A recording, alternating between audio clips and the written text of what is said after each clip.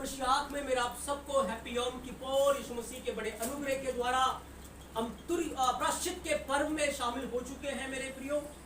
और ये बहुत ही हमारे लिए खुशी का अवसर है कि आज के दिन इजराइलियों को उनके गुनाहों से माफ़ी मिल जाती थी, उनके पापों से वो प्रायश्चित करते थे। और यहोवा ने अपने वचन के अंदर ये कमांडमेंट दी, ये आज्ञा दी कि इस दिन हर एक को अपने आप को दुख देना है, अपने जानों को दुख देना है, अपने पापों से प्रायश्चित करना है। और सबसे बड़ी बात, उन्हें यहोवा के आगे अपने आप को दीन करना होता था। चाहे कोई बहुत बड़ा अमीर है, चाहे कोई गरीब है, चाहे कोई मिडिल क्लास का है, चाहे कोई क्यों ना हो, उसे यहोवा की हजूरी में आकर अपने आप को दीन करना है। क्योंकि वचन में लिखा, जो कोई उस दिन अपने आप को दीन नहीं करेगा वो क्या हो जाएगा? वो नाश हो जाएगा, वो नाश हो जाएगा। यीशु मसीह ने क्या कहानी, धन्य है वो जो मन के दीन है, स्वर्ग का राज्य, स्वर्ग का राज्य। तो जो दीन नहीं है वो यहोवा के राज्य में नहीं जाएंगे। जो दीन नहीं है वो यहोवा के राज्य में, यहोवा के राज्य में नहीं जाएंगे। तो इस दिन मेरे प्रियो क्या होता था, मैं चाहता हूं लेवी व्यवस्था 23 अध्याय उसके 26 और 27 वचन को हम बाइबल के अंदर पढ़ेंगे। लेवी व्यवस्था 23 अध्याय 26 से 27 वचन। फिर यहोवा ने मूसा से कहा, उसी 7वें महीने का 10वां दिन प्रायश्चित का दिन माना जाए। वह तुम्हारी पवित्र सभा का दिन होगा। हाँ, उस दिन एक पवित्र सभा इकट्ठी होगी। और उसमें तुम अपने अपने जीव को दुख देना, अपने जानों को दुख देना, और यहोवा के लिए हव्य चढ़ाना, हाँ, स्तुति बलिदान चढ़ाना, आराधना के गीतों के धन्यवाद का बलिदान चढ़ाना यहोवा के लिए। क्योंकि आज का दिन परम विश्राम का दिन, आज का दिन कोई काम नहीं। आज का दिन हम अपनी जानों को दुख देंगे। हमारे हाथों को गुनाह करना पसंद था, आज इन हाथों को दुख देंगे कि नहीं हमें गुनाह नहीं, हमें पाप। आज के दिन भविष्य में होगा क्या मेरे प्रियो? मैं चाहता हूँ जकरिया 14 अध्याय 3 और 4 वचन को पढ़ेंगे। याद रखें, इस दिन यीशु मसीह की सेकंड कमिंग होगी। क्योंकि ये जो 7 पर्व थे, ये 7 बड़ी भविष्यवाणियां थी। और मैंने बताया था कि किस पर्व के अंदर क्या भविष्यवाणी पूरी हुई और क्या होने वाली है। और आज के पर्व के दिन यीशु मसीह इस दुनिया के अंदर आएंगे। आज का वो दिन होगा। इसलिए आज का दिन हमारे लिए बहुत महत्वपूर्ण है, बहुत इंपॉर्टेंट है कि आज हम यहोवा की हजूरी में प्रायश्चित करें। और एक दिन जब इसी दिन हम प्रायश्चित कर रहे होंगे, इजराइल के अंदर यहूदी लोग प्रायश्चित कर रहे होंगे, तो यीशु मसीह आ जाएगा मेरे को। जकरिया 14 अध्याय 3-4 वचन को पढ़ें। तब यहोवा निकल कर उन जातियों से ऐसा लड़ेगा जैसा वह संग्राम के दिन में लड़ा, जैसा वो संग्राम के दिन में लड़ा था। उस दिन वह जैतून के पर्वत पर, बोलो कौन से पर्वत पर? कौन से पर्वत पर? कौन से पर्वत पर? कौन से पर्वत पर? यीशु मसीह कौन से पर्वत से उठा लिया गया? कौन से पर्वत से उठा लिया गया? और कौन से पर्वत पे आएगा? कौन से पर्वत पे आएगा? जैतून के पर्वत। जैतून के पर्वत पर ही यीशु मसीह वहां से उठा लिया गया था। और 2 स्वर्गदूत आए और कहा, हे गलील भी पुरुषों, तुम क्यों यहाँ खड़े हो? जिस प्रकार तुम यीशु मसीह को यहाँ से जाते हुए देखा है, एक दिन वो वापस यहाँ उस दिन क्या होगा? पढ़ेंगे। उस दिन वह जैतून के पर्वत पर पाँव रखेगा, जो पूर्व की ओर यरूशलेम के सामने है। तब जैतून का पर्वत पूर्व से लेकर पश्चिम तक बीचों बीच से फटकर बहुत बड़ा हाँ खड्डा हो जाएगा। जैतून का जो पर्वत है वो फट जाएगा, बड़ा खड्डा हो जाएगा।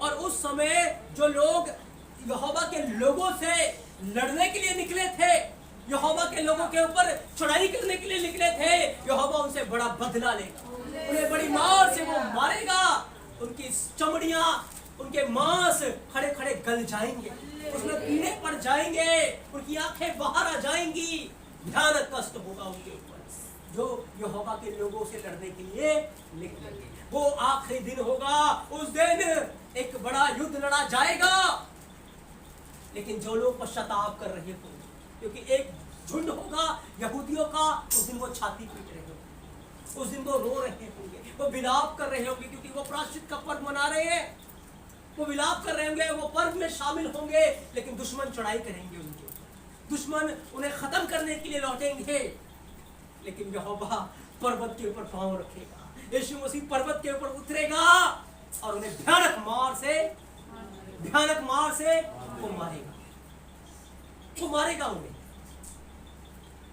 और उसके जो लोग हैं उन लोगों को वो विश्राम में ले जाएगा, वो आराम में ले जाएगा।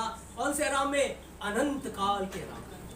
फिर कोई पीड़ा, कोई आंसू, कोई विलाप, कोई दुख नहीं होगा मेरे। आमेन, आमेन। पर्व मनाना हमारे लिए जरूरी है, क्योंकि ये बातें बहुत शीघ्र होने वाली है। आमेन, आमेन। तो इस दिन होता क्या था, मैं चाहता हूँ पढ़ेंगे लेवी व्यवस्था 16 अध्याय 14 वचन। इस दिन एक कुर्बानी की जाती थी, बछड़े को लिया जाता था, उसको काटा जाता था, उसका लहू लिया जाता था, और लहू लेकर जो हारून महायाजक है वो पवित्र स्थान में, अति पवित्र स्थान में प्रवेश करेगा, और वहां जाकर वाचा का संदूक है, वाचा के संदूक के ऊपर मर्सी सीट है, और उस मर्सी सीट के ऊपर जाकर वो लहू को छिड़केगा। पढ़े। तब वह बछड़े के लहू में से कुछ लेकर पूर्व की ओर प्रायश्चित के ढकने के ऊपर, प्रायश्चित के ढकने के ऊपर अपनी उंगली से छिड़के, और फिर उस लहू में से कुछ उंगली के द्वारा उस ढकने के सामने भी 7 बार छिड़क दे। कितनी बार छिड़कना है? कितनी बार छिड़कना है? कितनी बार? 7 बार लहू छिड़कना। उसके अंदर, उस संदूक के अंदर वाचा की पटियां थी, 10 कमांडमेंट से मन्ना था और हारून की छड़ी थी। इन तीनों के विरोध में इस्राएलियों ने बड़ा पाप किया था। उनके पाप को यहोवा ने उस संदूक में ढक दिया, कवर कर दिया, और हारून महायाजक साल में एक बार वहां जाकर लहू को 7 बार छिड़कता था, और जब वो 7 बार छिड़क कर वहां से वापस आता था तो इस्राएलियों को 1 साल के लिए गुनाहों से माफी मिल जाती थी। 1 साल के लिए उनके गुनाहों को ढांप दिया जाता। समझ आया आपको क्या बोला? महायाजक साल में एक बार कहां जाएगा? अति पवित्र वहां जाकर क्या करेगा? 7 बार और उसके बाद जब वो बाहर आएगा तो क्या हो जाएगा? 1 साल के लिए लेकिन जब यीशु मसीह की कुर्बानी हो गई, यीशु मसीह का लहू बह गया, तो अब वहां जाने की जरूरत नहीं। अब 1 साल के लिए या 2 साल के लिए माफी नहीं मिलेगी, अब हमेशा की माफी मिलेगी। पहले गुनाहों को ढांपा जाता था, अब मिटा दिया जाएगा। Hallelujah, hallelujah. आपको पता है वो वाचा का संदूक पहले था, लेकिन अब लोगों की नजरों से छुप गया है। वो हमारे गुनाहों को मिटा दिया, यहोवा ने हमारे पापों को मिटा दिया। तो 7 बार लहू छिड़कते थे, और आज हमने सीखा 7 बार लहू क्यों छिड़कते थे? 7 बार वो तो जानवर का लहू लेकर जाते थे, लेकिन यीशु मसीह अपना लहू लेकर, उसने अपने लहू के द्वारा, वो लहू जो यहोवा का लहू था, उस लहू के द्वारा हमारे पापों को मिटा दिया। हमारे पापों को मिटा दिया। 7 बार लहू छिड़कते थे, क्योंकि 7 बार जो वो लहू छिड़कते थे इस बात को दिखाता था कि एक दिन यीशु मसीह दुनिया में आएंगे, और वो कितनी बार लहू आएंगे? उनका लहू 7 बार बहेगा। कितनी बार बहेगा? 7 बार। कितनी बार बहेगा? 7 बार यीशु मसीह का लहू बहेगा और हमें हमारे पापों से छुटकारा मिलेगा, हमें हमारे गुनाहों से छुटकारा मिलेगा। तो यीशु मसीह का लहू कितनी बार बहा? कितनी बार बहा? कितनी बार बहा? 7 बार बहा। अब बड़े ध्यान से इस बात को आप सुने कि यीशु मसीह का लहू कितनी बार बहा? कितनी बार बहा? कितनी बार बहा? 7 बार बहा। और वो 7 बार जब लहू बहा, एक बड़ा काम हमारे जीवन के अंदर हुआ।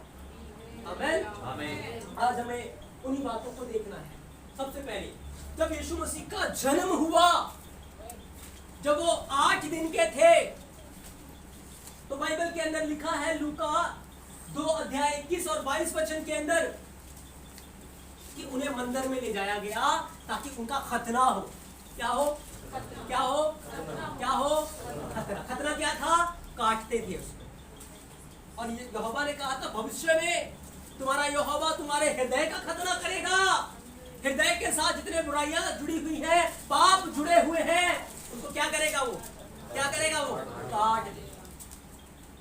क्या करेगा? क्या करेगा? काट देगा। तो आज जो खतना है वो पश्चाताप को दिखाता है, वो मन फिराव को दिखाता है कि हम पूरा मन फिराकर यहोवा के साथ चलें, अपने जीवन के साथ सारी बुराई को काट कर, सारे गुनाह को काट कर हम यहोवा के साथ। अब जिस व्यक्ति के जीवन में गुनाह है, जिस व्यक्ति के जीवन में पाप है, क्या वो आराम में रह सकता है? क्या वो विश्राम में रह सकता है? नहीं। तभी तो यहोवा आज के दिन उन्हें माफ करके एक परम विश्राम में लेकर जाता है, क्योंकि ये इस बात का प्रतीक था कि एक दिन वो अपने लोगों का पूरी तरह से उद्धार करके उन्हें अनंत काल के विश्राम में ले जाएगा। आमीन। समझ आया यहाँ तक? तो यीशु मसीह का खतना हुआ। जब खतना हुआ तो क्या बहा? क्या बहा? क्या बहा? क्या बहा? लहू बहा।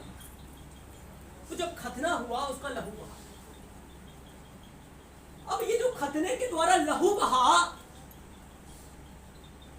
जब आप लहू को देखते हैं, जब आप लहू को लेते हैं, आपको याद आ जाता है कि लाल कलर का लिक्विड। कैसे देखते हैं? लाल कलर का एक लिक्विड है जो हमारी बॉडी से बाहर आता है। लेकिन याद रखिए यीशु मसीह के अंदर जो लहू है वो साधारण लहू नहीं है, वो इंसान का लहू, वो यहोवा का लहू है। और उसका लहू जो है वो जीवन को दिखाता है। किसको दिखाता है? किसको दिखाता है? तो जब हम यीशु मसीह के लहू की बात करते हैं तो हम जीवन की बात करें। अब किसकी बात करें? हमने उसे जीवन के रूप में देखना, क्योंकि एक मुर्दा के अंदर, एक पापी के अंदर जीवन नहीं है। लेकिन जब इसे यीशु माफ करता है तो हम कहते हैं उसका, यीशु का लहू आ गया उसके ऊपर, लहू के रूप में जीवन आ गया। जैसे लहू आपकी बॉडी से निकल जाएगा, क्या होगा? जीवन निकल जाएगा ना बाहर, इंसान मर जाएगा। जब तक बॉडी के अंदर लहू है, जीवन है। जब लहू निकलेगा क्या हो जाएगा? प्राण निकल जाएगा। तो खतने के द्वारा यीशु मसीह का लहू बहा। और याद रखें इस लहू ने एक बड़ा काम किया है। आज जो लोग भविचार में जीवन जी रहे हैं, पाप में जीवन जी रहे हैं, जब आप इस खतने के द्वारा बहे लहू को अपने जीवन में लेंगे, अपने गुनाहों से पश्चाताप करेंगे, तौबा करेंगे, रोएंगे, बिलखेंगे और यीशु मसीह के उस खतने से बहे हुए लहू की सामर्थ को अपने जीवन में लेंगे, आप भविचार से छुटकारा पाएंगे। आप भविचार के पाप से छुटकारा पाएंगे। आमीन। आमीन। 7 बार लहू बहा यीशु मसीह का हमारे लिए। किसके लिए? किसके लिए? हमारे। तो जब आप इस लहू को लेंगे अपने जीवन में कि यहोवा यीशु मसीह आपके खतने के द्वारा जो लहू बहा मेरे लिए, मैं उस लहू की सामर्थ को अपने जीवन में लेता हूं कि मैं भविचार में नहीं जाऊंगा, मैं पाप में नहीं जाऊंगा, मैं तन मन से आपकी सेवा करूंगा, मैं आपके मार्गों पर चलूंगा आपकी इच्छा के अनुसार। आमीन। आप विश्वास करते हैं आपके साथ क्या होगा? आप भविचार के गुनाह से, भविचार के पाप से, भविचार के पाप से आजाद हो जाएंगे। आमीन। आमीन। क्योंकि ये इस्राएलियों के शरीर में एक चिन्ह होता था कि वो व्यभिचार ना करें। खतना इसीलिए होता था। तो यहां यीशु मसीह का लहू बहा, दूसरी बार लहू कहां बहा? लिखा है जब वो गतशमनी के बाग में थे। कहां पर थे? कहां पर थे? गतशमनी के बाग। तो लूका 22:40 पढ़े। जब वो गतशमनी के बाग में थे, वो प्रार्थना कर रहे थे, बहुत व्याकुल थे, बहुत पीड़ा में थे। हाँ पढ़े। उस जगह पहुंचकर उसने उनसे कहा, प्रार्थना करो, मेरे साथ प्रार्थना करो कि तुम परीक्षा में ना पड़ो। तुम परीक्षा में ना पड़ो। और वह आप उनसे अलग एक थैला फेंकने की दूरी भर गया और घुटने टेक कर प्रार्थना की, हे पिता, यदि तू चाहे तो इस कटोरे को मेरे पास से हटा ले, तो भी मेरी नहीं परंतु तेरी इच्छा पूरी हो। तब स्वर्ग से एक दूत आया, उसको दिखाई दिया जो उसे सामर्थ्य देता था। वह अत्यंत संकट में व्याकुल होकर और भी आर्थिक वेदना से प्रार्थना करने लगा और उसका पसीना मानो लहू की बड़ी बूंदों के समान भूमि पर गिर रहा था। तब वह प्रार्थना से उठा। हाँ बस, जब यीशु मसीह गतशमनी के बाग में गया, हार्दिक व्याकुल होकर, क्योंकि सारे जगत के गुनाहों को, पापों को यीशु मसीह के ऊपर लाद दिया गया है। वो देख रहा है अब से थोड़े समय के बाद मैं पापियों के हाथ पकड़वाया जाऊंगा, मेरे मुंह पर थूका जाएगा, मुझे मारा जाएगा। कोड़ों की मार उसे दिखाई दे रही है, क्रूस की पीड़ा उसे दिखाई दे रही है, हाथों पांवों में कील उसे दिखाई दे रहे हैं। वो प्रार्थना कर रहा है, पिता हो सके ये प्याला टल जाए, पर मेरी नहीं तेरी मर्जी। उसका पसीना मानो लहू की बड़ी बड़ी बूंदों के रूप में क्या हो रहा था? गिर रहा। क्यों गिर रहा था पसीना?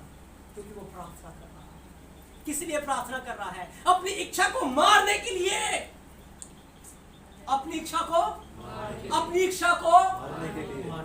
आपको पता है जिस जगह यीशु मसीह प्रार्थना कर रहे थे वो गतशमनी बाग है, और उस गतशमनी बाग में ही पहले बागे अदन हुआ करता था। वहां पर क्या होता था? बागे अदन। वहां पर एक आदम अपनी इच्छा के ऊपर कंट्रोल नहीं कर पाया, जीत नहीं पाया, और अपनी इच्छा में फंसकर पाप में गिर गया। आदम कहां गिरा? बागे अदन के अंदर, जब उसने अपनी मर्जी पूरी की। हवा ने फल दिया, उसने अपनी इच्छा से फल खाया। जबरदस्ती तो नहीं खिलाया। कैसे खाया? वो अपनी इच्छा के ऊपर जय प्राप्त नहीं कर पाया, वो वहां पर बोल नहीं पाया यहोवा मेरी नहीं तेरी मर्जी पूरी हो, पर उसने वहां अपनी मर्जी पूरी की। वहां उसने क्या की? अपनी मर्जी पूरी की। और उसने यहोवा के विरोध में क्या कर दिया? अब यीशु मसीह उसी बागे अदन के अंदर है, उसी गतशमनी बाग के अंदर है। यीशु मसीह को अपनी मर्जी नहीं, पिता की मर्जी पूरी करनी है। लेकिन वो पीड़ा बड़ी भयानक है, वो दुख बहुत भयानक है। कई बार हमें नहीं लगता कि मैं हमेशा चर्च नहीं जा सकता, ये बड़ा मेरे लिए कठिन है, या मैं इस आज्ञा को नहीं मान सकता, बड़ा कठिन है, मैं इस काम को नहीं छोड़ सकता, ये बहुत कठिन है। और हम अपनी मर्जी पूरी करना शुरू करते हैं, हम अपनी इच्छा पूरी करना शुरू करते हैं, हम अपनी इच्छा के ऊपर जय नहीं प्राप्त कर पाते, हम कह नहीं पाते यहोवा मेरी नहीं तेरी मर्जी पूरी हो, हम नहीं कह पाते। हमें यीशु मसीह से सीखना है। यीशु मसीह ने क्या किया? घुटनों के बल आ गया, हार्दिक व्याकुल होकर प्रार्थना करने लगा, पिता मेरी नहीं तेरी मर्जी पूरी हो। उसका लहू पसीने की तरह गिर रहा, उसका पसीना लहू की बड़ी बड़ी बूंदों के रूप में गिर रहा। तो आपको क्या करना है? वो पसीना क्यों गिर रहा है, वो लहू क्यों गिर रहा है? क्योंकि वो बाप की मर्जी पूरा। तो आज वो लहू हमारे लिए किसके लिए है? किसके लिए है? जब आपकी इच्छा आपके ऊपर प्रबल हो जाए, जब आपके अंदर ऐसी अभिलाषा उत्पन्न हो कि नहीं ये पाप कर ले, नहीं ये बुराई कर ले, नहीं यहोवा के खिलाफ चल, यहोवा के वचन के खिलाफ चल, घुटनों के बल आ जाए, व्याकुल हो जाए, रोने लगे, बिलख बिलख कर रोने लगे और याद करें यीशु मसीह तेरा लहू पसीने की बड़ी बड़ी बूंदों के रूप में गिर रहा था। मैं उस लहू की सामर्थ को लेता हूँ और अपने जीवन के ऊपर लगाता हूँ, मेरी नहीं तेरी मर्जी पूरी हो। हालेलुया। आमेन आमेन। आमेन। आप अपनी इच्छा के ऊपर जयवंत हो जाएंगे, आप अपनी मर्जी पूरी नहीं करेंगे, आप यहोवा की मर्जी पूरी करेंगे। आप विश्राम से बाहर नहीं जाएंगे, आप विश्राम में बने रहेंगे। जैसे आदम गुनाह करके अपनी इच्छा पूरी करके विश्राम से बाहर हो गया, आप विश्राम से बाहर नहीं जाएंगे जब आप यहोवा की मर्जी पूरी करेंगे, जब आप यीशु मसीह की मर्जी पूरी करेंगे। लेकिन अपनी इच्छा के ऊपर कैसे जय प्राप्त करेंगे? वो लहू जो पसीने के रूप में गिर रहा है, उस लहू की सामर्थ को लेना है। जहां एक आदम, जहां यशवा है मुश्कियाक अपनी इच्छाओं के ऊपर क्या हो गया? जयवंत हो गया। आमेन। हमें उस लहू को अपने जीवन में लेना है, उस लहू की सामर्थ को हमें अपने जीवन में लेना है और कहना पिता मेरी नहीं तेरी मर्जी, तेरी मर्जी, तेरी मर्जी। आमेन। समझ आया आपको? समझ आ रहा है? तो 2 बार हमने देखा लहू बहा, खतरे के द्वारा बहा और पसीने की बड़ी बड़ी बूंदों के रूप में लहू बहा। पहली बार जब लहू बहा हमारे व्यभिचार से वो हमें आजाद करेगा। दूसरी बार जब लहू बहा हमारे इच्छा से वो हमें आजाद करेगा और हम कह पाएंगे पिता मेरी नहीं तेरी मर्जी पूरी। आमेन। आमेन। अब तीसरी बार लहू बहा कोड़ों के द्वारा। कैसे बहा? कैसे बहा? कोड़ों के द्वारा। यूहन्ना 9:19 अध्याय पहले वचन में लिखा यीशु मसीह को क्या मारे गए? क्या मारे गए? सबको पता है ना यीशु मसीह को कोड़े मारे गए? असंख्य कोड़े मारे गए, इसकी गिनती नहीं है। बहुत मारा उन्होंने यीशु मसीह को। जब से कोड़े पड़ रहे थे तो लहू बह रहा था। क्या बह रहा था? क्या बह रहा था? हाँ। अब यीशु मसीह ने सारी मानव जाति के गुनाहों को अपने ऊपर लाद लिया। सारे पाप उसकी पीठ के ऊपर है, उसकी बॉडी के ऊपर, उसे अपने ऊपर उठा लिया है। जब कोड़े पड़ रहे थे लहू बह रहा था। जब कोड़े पड़ रहे थे यीशु मसीह ने हमारी बीमारियों को अपने ऊपर उठा लिया। उन बीमारियों को कोड़े पड़ रहे थे, उन बीमारियों को कोड़े पड़ रहे थे, लहू बह रहा था और बीमारियों से जीवन मिल रहा। पहला पतरस 2 अध्याय 24 वचन पढ़े।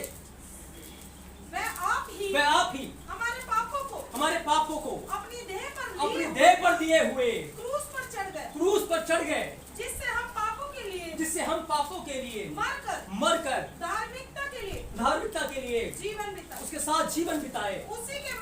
उसी के कोड़े खाने से तुम चंगे हुए। हाँ, यशायाह 53 अध्याय 5-6 वचन कहता है उसके कोड़े खाने से हम चंगे हुए। आमेन। आमेन। तो यीशु मसीह कोड़ों के द्वारा लहू बहा रहा। जब कोड़े पड़ रहे थे लहू बह रहा, लहू बह रहा था। यदि आप बीमारी के अंदर, आप लाचारी में हैं, आप निर्बलताई में हैं, कमजोरी में हैं, उस लहू को याद करना है। तो यीशु मसीह ने कोड़ों के द्वारा बहाया है। कौन से लहू को याद करना है? कौन से लहू को याद करना है? कोड़ों के द्वारा लहू बहा। उस लहू की सामर्थ को अपने जीवन में, उस लहू को लेकर अपनी बीमारी के ऊपर लगा ली। बीमारी टिक नहीं पाएगी, बीमारी ठहर नहीं पाएगी, बीमारी को जाना पड़ेगा। यीशु मसीह ने कोड़े खा लिए। आमेन। आमेन। यीशु मसीह ने हमारे लिए कोड़े, हमारे लिए दुख उठा लिया, हमारे लिए पीड़ा उठा ली। लहू हमारे लिए बहा, हमारे गुनाहों से, हमारे बीमारियों से हमें छुटकारा। आमेन। तो 3 बार यीशु मसीह ने क्या बहा दिया? क्या बहा दिया? क्या बहा दिया? उसके लहू बहाने से हमें कुछ मिला? मिला। इसलिए 7 बार लहू छिड़कते थे, क्योंकि दिखा रहा था एक दिन यीशु मसीह आकर 7 बार लहू बहाएगा अपने लोगों के लिए, और उसके लोग आजाद हो जाएंगे। आमेन आमेन। चौथी बात पढ़ेंगे मत्ती 27 अध्याय 29 से 30 वचन। और कांटों का मुकुट गूंथ कर उसके सिर पर रखा, उसके सिर के ऊपर रखा। तो लिखा है कांटों के द्वारा यीशु मसीह का लहू बहा। वो जो कांटे थे बड़े लंबे लंबे कांटे थे और जहरीले कांटे थे। जब उन्होंने यीशु मसीह के सिर के ऊपर कांटे रखा, उसको दबाया, उसको फिर लाठी मारने लगे, सरकंडा मारने लगे, लिखा है। और जब कांटे उसके सिर के ऊपर आए, सिर के अंदर चुभे, तो क्या हुआ? क्या हुआ? क्या हुआ? लहू बहा। क्या बहा? क्या बहा? क्यों यीशु मसीह ने कांटों का ताज पहना? क्यों यीशु मसीह ने कांटों का ताज पहना? मैं चाहता हूं उत्पत्ति 3 अध्याय 18 वचन को पढ़ेंगे।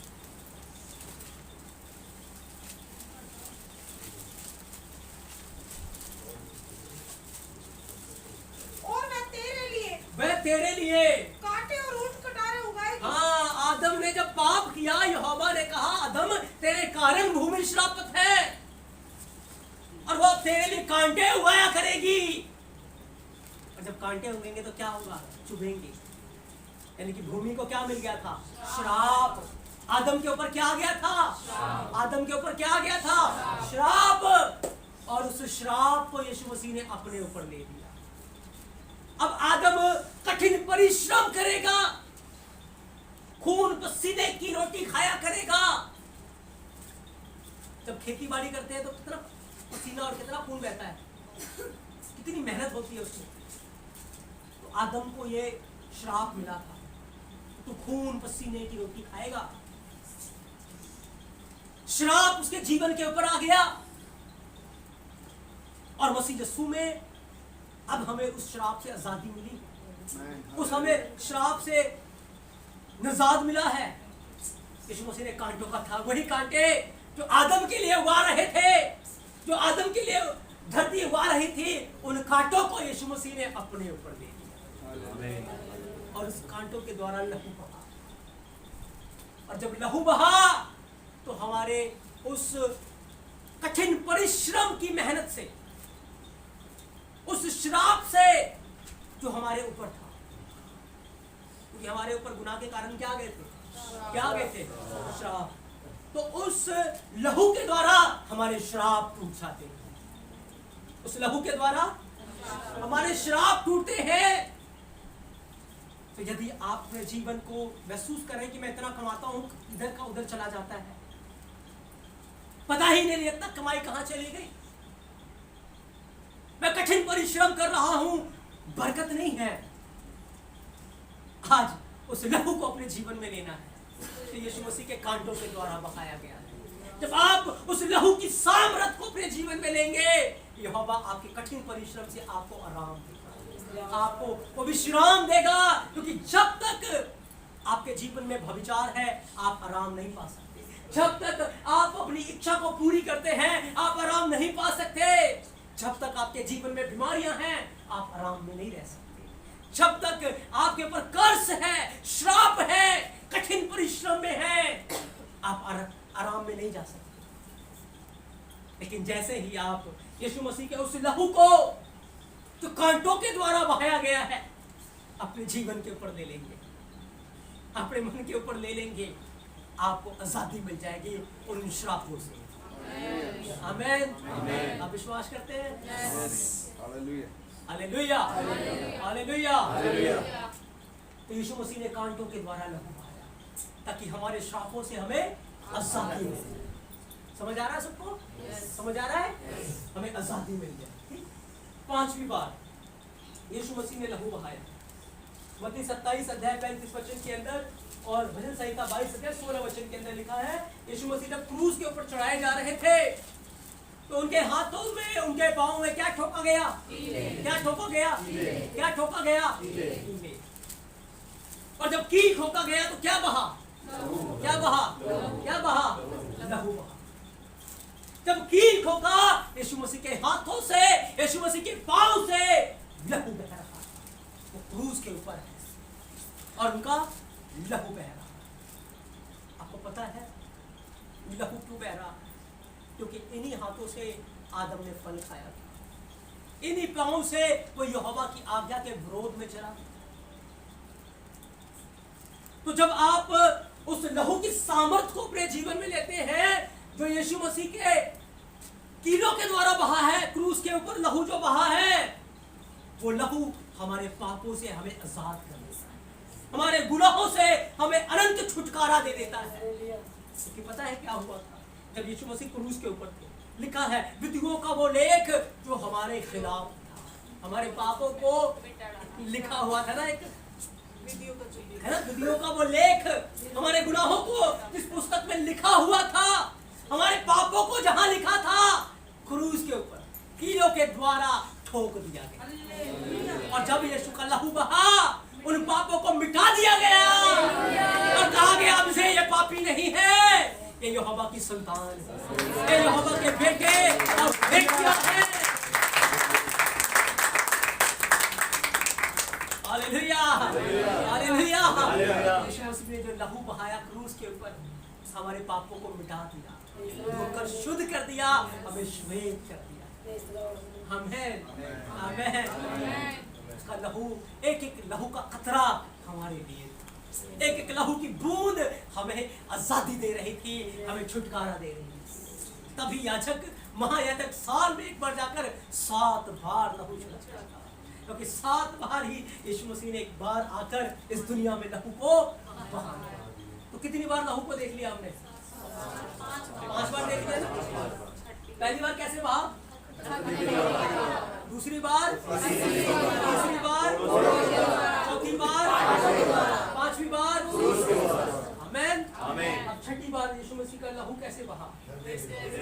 हाँ, हृदय फट गया था यीशु मसीह का। पढ़ेंगे भजन संहिता 69 वर्स 20, 69 अध्याय उसके 20 वचन को।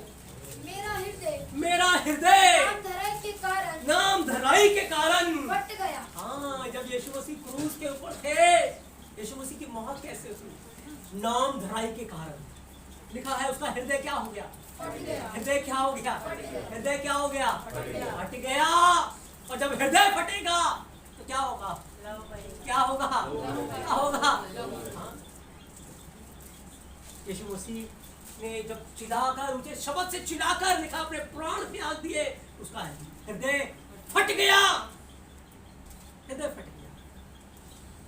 क्योंकि जो मेमना लिया जाता था उसके हृदय में मारा जाता था, हृदय में मारा जाता था, वहां से उसको कत्ल किया जाता था। तो यीशु मसीह खुद ही मेमना है और खुद ही याजक है। यीशु मसीह खुद ही मेमना है, खुद ही याजक है। वो खुद मेमना होकर कुर्बान हो रहा है और याजक होकर अपनी कुर्बानी दे रहा है। आमीन। आपने कहा कोई मेरे प्राण नहीं ले सकता, मुझे हक है मैं अपना प्राण दूं और उसे फिर से वापस ले लूं। आमीन। तो जब यीशु मसीह क्रूस के ऊपर थे, उनका हृदय फट गया और लहू बहा, लहू बहा। अब जो लहू हृदय के फटने से बहा, बाइबल बयान करती है कि मन तो सब वस्तुओं से अधिक धोखेबाज है। इस धोखेबाज मन ने सबको छला है, सबको लूटा है। हर कोई इस मन के पीछे चलकर क्या हो गया? बर्बाद हो गया। तो जब उस हृदय के द्वारा जो लहू बहा, जब हम उस लहू को अपने हृदय पे लेते हैं, तो फिर ये हृदय धोखेबाज नहीं रहेगा। हृदय यहोवा के प्यार करने वाला बन जाएगा, सबको मोहब्बत करने वाला। तभी तो लिखा है, हे इस्राएल सुन, अपने सारे हृदय से, सारी सामर्थ से और सारी बुद्धि से इसको प्रेम कर, है ना। तो जब आप इस लहू को जो यीशु मसीह के हृदय से बहा अपने मन के ऊपर लेंगे, तो आपसे धोखा देने वाले नहीं, उसके लिए उसको प्रेम करने वाले बन जाए। आप इनकार करने वाले नहीं, आप जान देने वाले बन जाए। पतरस के मन ने पतरस को छला था ना, धोखा दिया था ना। पहले तो कहता मैं तेरे लिए जान देने को भी तैयार हूं, लेकिन जब समय आया मुकर गया। उसके मन ने क्या किया? उसको धोखा दे दिया, धोखा दे दिया। लेकिन जब यीशु का हृदय फट गया, उसका लहू बहा, वो लहू पतरस के जीवन के ऊपर आया। पतरस जाकर फूट फूट कर रोने लगा, पश्चाताप करने लगा। और जब उसने उस लहू को ले लिया, एक समय आया, शास्त्री फरीसी कह रहे हैं अगर तू इस नाम का प्रचार करेगा तुझे कोड़े मारे जाएंगे। कहता है मारना है तो मारो, हमसे ये हो नहीं सकता कि हम यीशु मसीह का प्रचार न करें। अब वो ईमानदार बन चुका है। उसी पतरस को रोमी साम्राज्य ने कहा इसे क्रूस पे चढ़ा दो। अब वो इनकार नहीं कर रहा है। अब वो कह रहा है मेरे द्रोही को तो सीधा चढ़ाया था, मैं उसके समान सीधा चढ़ने के लायक नहीं हूँ, मुझे उल्टा चढ़ा दो। अब वो बेईमान हृदय ईमानदार बन गया है। वो अपने यहोवा को प्यार करता है। आमीन। जब आप इस लहू की सामर्थ को अपने हृदय में लेंगे, आप सारे मन से यहोवा को प्रेम कर पाएंगे, सारे हृदय से उसको प्रेम कर पाएंगे, और उसके प्रिय जो है वो विश्राम में रहेंगे। उसके जब दिखा है ना कि भेड़ एक तरफ होगी, बकरियां एक तरफ होंगी, भेड़ों को कहेगा मेरे बाप के धन्य लोगों, मेरे आनंद में, मेरे विश्राम में संभागी हो जाओ। आमेन, आमेन। यीशु मसीह का लहू कैसे बहा? हृदय कैसे बहा? कैसे बहा? आमेन। 6 बार लहू देख लिया हमने। 7वीं बार यूहन्ना 19 अध्याय 34 से 35 वचन।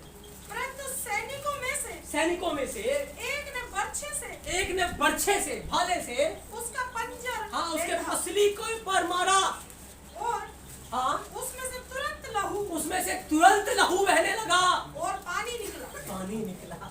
यीशु मसीह तो क्रूस के ऊपर अपने प्राण त्याग चुका है, उसका हृदय फट चुका है, और जाकर सिपाही ने क्या किया? भाला मारा। कहाँ मारा? कहाँ मारा? कहाँ मारा?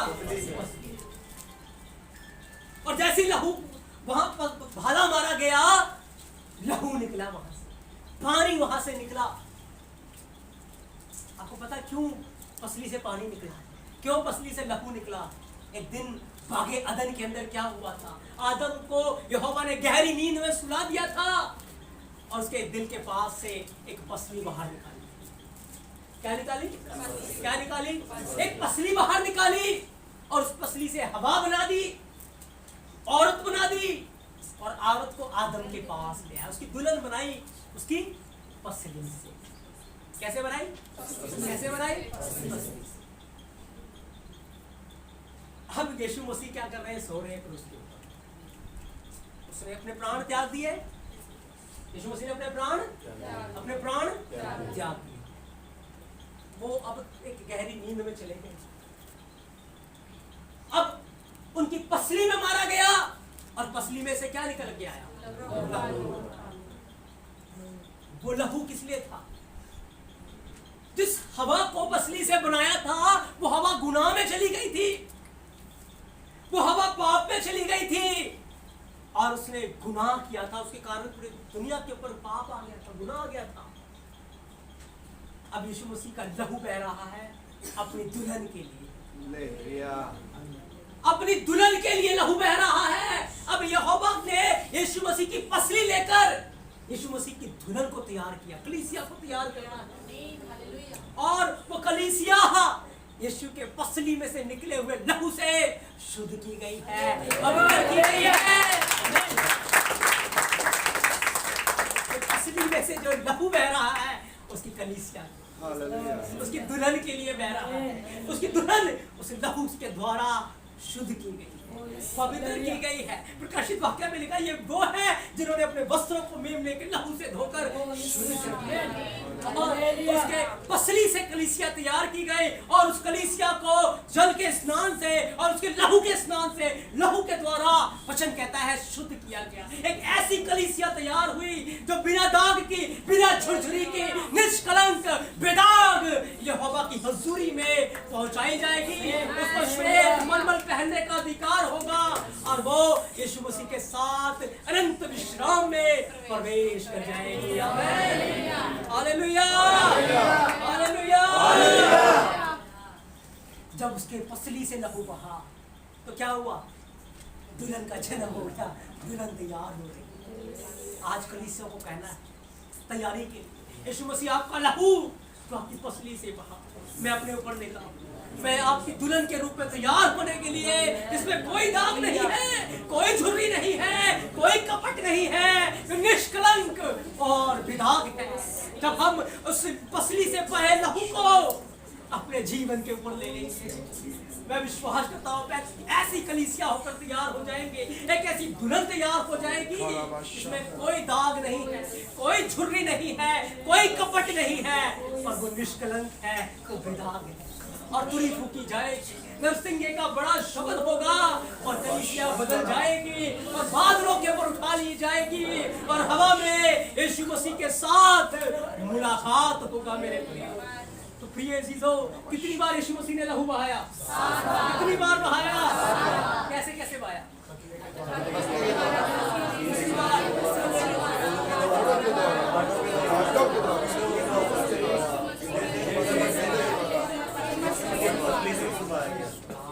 इस लहू के द्वारा हमारे जीवन में कैसे अद्भुत काम हुए। आप इस लहू की सामर्थ को आप ले लेंगे, आप अपने जीवन में एक बड़े काम को देखेंगे। आमीन। जरूरी है हमारे लिए, इसीलिए या महायाजक साल में एक बार जाकर कितनी बार लहू छिड़कता था? कितनी बार छिड़कता था?